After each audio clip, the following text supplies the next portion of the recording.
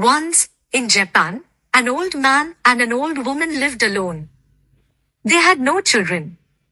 Every day they prayed for a baby. One day their wish came true. They were blessed with a little boy who was as small as a fingertip.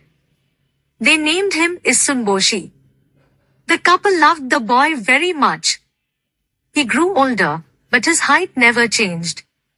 Although he was tiny, he was brave and curious. One morning he said to his parents, "I want to see the world." His father gave him a needle to use as a sword. His mother gave him a small ball to use as a boat and chopsticks to use as paddles. She also gave him a few straws so he could make a cover for himself. Issun-Boshi set out on his journey. He placed the ball in the river, used the chopsticks as paddles, and traveled downstream.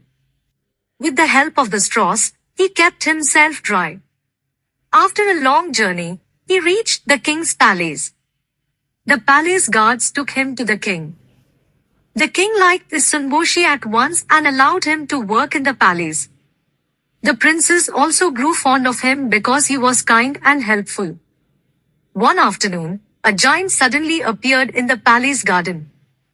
He wanted to take the princess away. She became very frightened.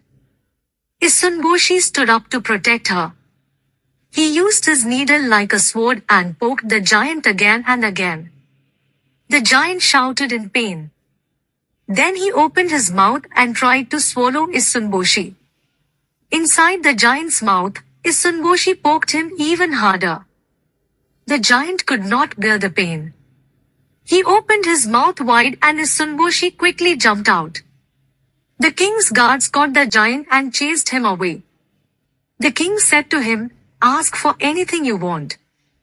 I will grant your wish." Issun-Boshi replied, "I want to marry the princess." The king called his magician, who cast a spell on Issun-Boshi. The spell made him grow into the size of a normal man. He became strong and handsome. The princess was happy. Issun-Boshi married her, and they lived happily ever after.